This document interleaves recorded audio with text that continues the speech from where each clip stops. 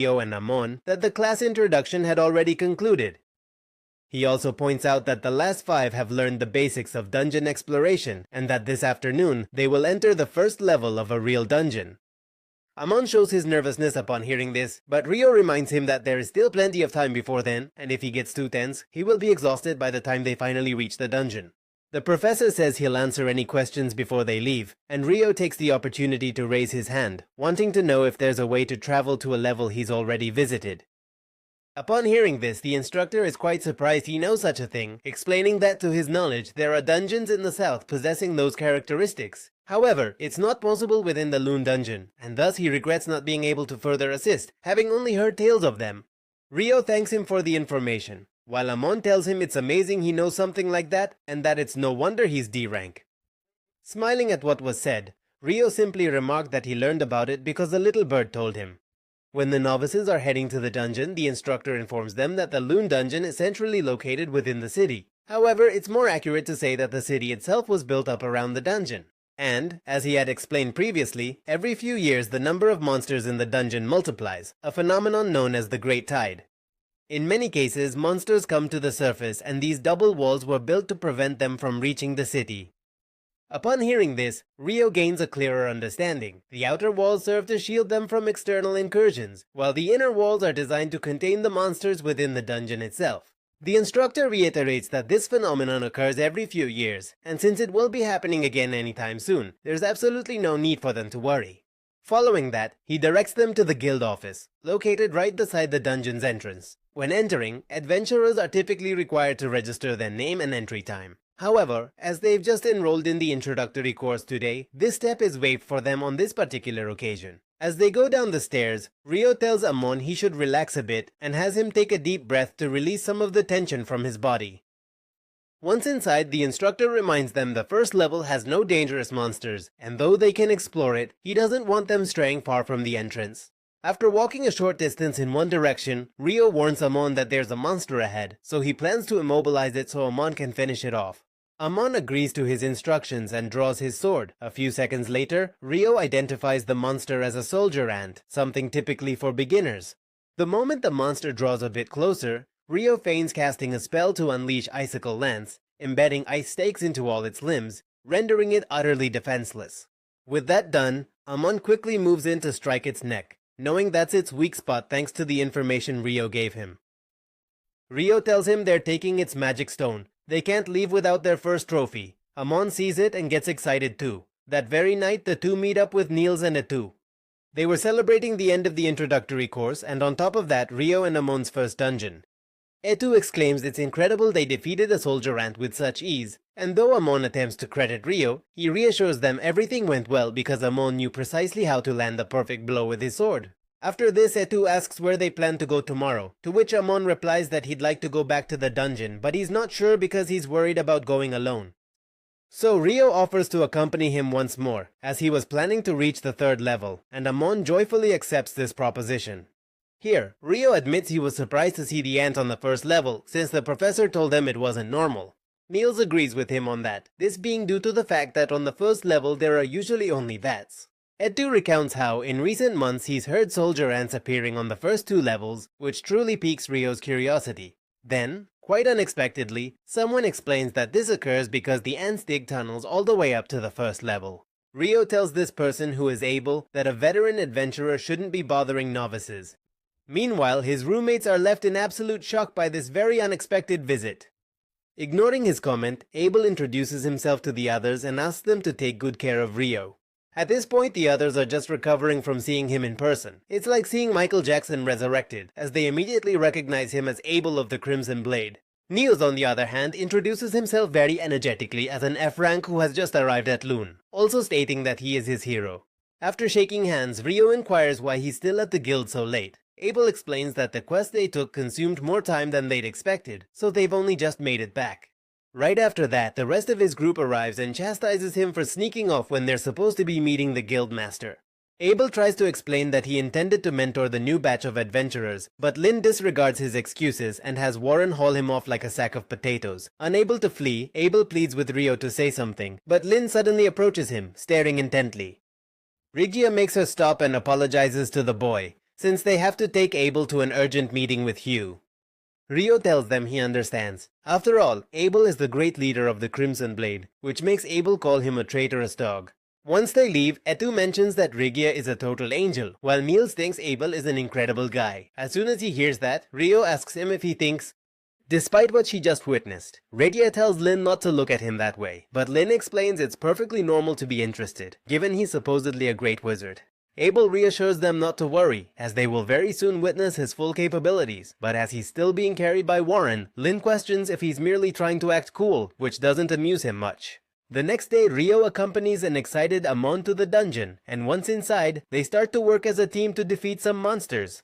Ryo focuses on attacking the stragglers, and when Amon is ambushed by one of them, he makes sure to protect him with his quick reflexes. After that, they take a brief break, and Ryo tells him that his sword-wielding technique reminds him of Abel's, which makes him suppose his master was a former adventurer from the village. Amon confirms that this is indeed the case, and his master is a man named Kiro. He learned to wield the sword at a school in the royal capital, utilizing a renowned style known as Hume, or something similar, so his unique fighting style originates from that very academy. Aware of this, Ryo thinks that once he has mastered the fundamentals, he will surely be incredible, just like Abel. Amon notes that despite being a mage, Ryo wields a sword well.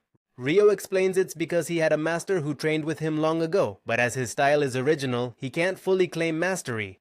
He then asks if Amon has rested, to which Amon replies yes, jumping up quickly, but Ryo clarifies that he shouldn't push himself, as his fighting style is quite exhausting. Despite that, he knows that once perfected, that style will protect him from harm, but he needs to build up his stamina, so he recommends running as much as he can. He also says that if he's consistent, he'll improve little by little. And since he traveled with Abel for a while, he noticed that the first thing he did every morning was train. That means even with all that talent, even geniuses understand they must train. It's pure Mamba mentality on this channel, folks. Amon gets quite enthusiastic hearing that, and so he commits himself to training as diligently as Abel does. On a new day, Ryo tells Niels he has other plans and won't go to the dungeon. The first place he visits is the library, where the librarian asks if this is his first time here. Ryo says yes, he didn't expect it to be so big.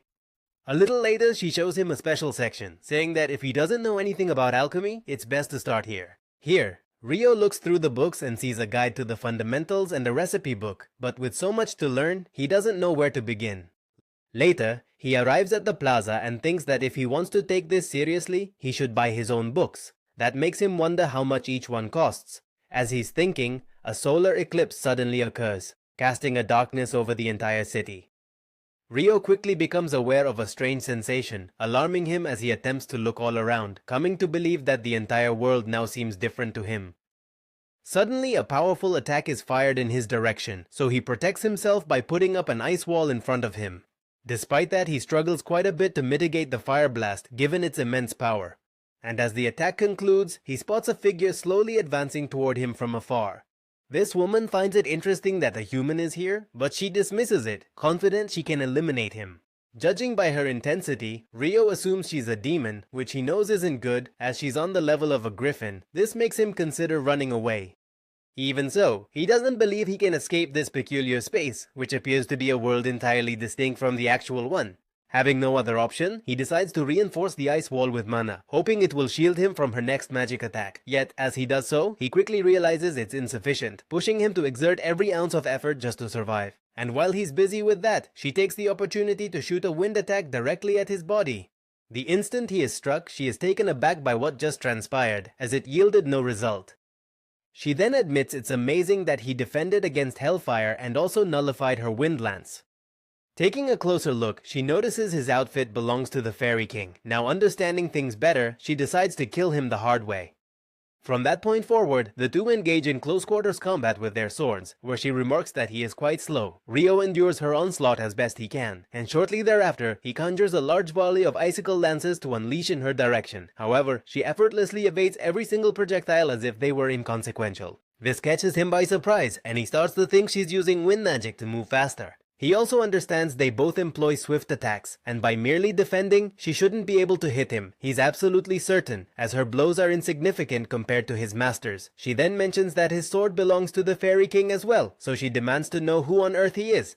However, without awaiting a response, she forms a fireball in her hand, but Ryo swiftly neutralizes it with an icicle lance almost immediately. This makes her question how he manages to cast spells with such speed, causing her to view him as a formidable monster. Given his dangerous nature, she remains fully intent on killing him. The close quarters fight resumes, with both maintaining an incredibly intense exchange of attacks. Ryo seizes an opportunity to bombard her with his icicle lance, but she quickly shields herself with a formidable firewall. Realizing Ryo's attacks are growing more devastating, she stomps hard on the ground, causing stone walls to rise up, protecting her from any incoming projectiles. Some of the sharp attacks get through to her, but Ryo doesn't wait. He lunges forward to attack her head-on, and the demon does the same. As their swords clash, she notices his wounds are healing quite fast, and that distraction allows her to violently throw him against a building. Just as she is about to unleash another fireball, her attention is diverted. It begins to rain exactly at that moment, perhaps Ryo's doing. When the very first raindrop is about to strike her, she experiences a rather powerful burn on her skin, now being scorched all over by the continuous cascade of falling drops. Unwilling to be harmed further, she forms a stone shield for protection, only to erupt from it in a powerful explosion moments later. As the eclipse is concluding, she informs him that her time is running out, and she can't recall the last time she truly relished a combat this intensely. And although she'd like to keep fighting, this isolation was special because she had little control over it. Ryo doesn't know what she means by isolation. It's then that she introduces herself as Leonor Uraka Albuquerque, and Ryo tells her his name too, even calling her Akuma. This catches Leonor's attention because she knows of their existence. It makes her think she really should have killed him by any means possible, though she also accepts that an enemy like him wouldn't fall quickly. After that, she says goodbye and makes it clear that, whether he likes it or not, they'll meet again simply because of the power he possesses. He's destined to meet her or one of her kind. Finally, she asks him not to let anyone else kill him, because his life belongs to her, promising she'll be much stronger next time. After she disappears along with the eclipse, Ryo is glad he's wearing this outfit. Otherwise, he'd have a hole right through his shoulder by now. Then he gets sidetracked by wanting to purchase books, and despite his earlier worries about money, he later checks his account, only to discover he had a lot of money, completely unaware of the true value of the Wyvern's magic stones. Shrugging it off, he's just happy he doesn't have to worry about money. Once he gets to his room, he finds it strange that no one is there yet. But when he glances out the window, he notices something worrying. It turns out that Niels, Eto, and Amon are suffering from wounds, having been ambushed by some other adventurers who also live in the guild. One of them reminds everyone that dungeon monsters don't give warnings before they attack, and upon arrival Ryo agrees, but also points out that lowering one's guard is quite risky. In a matter of seconds, he knocks out his opponents with a single magic attack. Following that, Niels alerts him that the only one remaining on his feet is Dan, from room number 1. Hearing that, Ryo asks if he's going to flee now that he doesn't have his little friends, but he stands his ground and tries to punch him. In response to that, Ryo simply moves away from Dan's punch with minimal effort, then swiftly strikes him in the stomach with the pommel of his sword. This causes Dan to throw up what he ate yesterday and fall to the ground gasping for air. With the matter settled, Ryo heals the other's wounds, but since he's also exhausted, he has Eto heal his damage too, while the 4 of them are in some hot springs. As he does, Eto points out that while the blow didn't break any bones, it must have been a very powerful attack, and would have been fatal if it had hit his heart. Ryo clarifies that it was actually aimed at his heart, but he managed to dodge it at the last second. Leaving that aside, Ryo focuses on what's important. There are more like Leonor, and he also needs to investigate that strange space he was trapped in. But anyway, that's it for episode 4.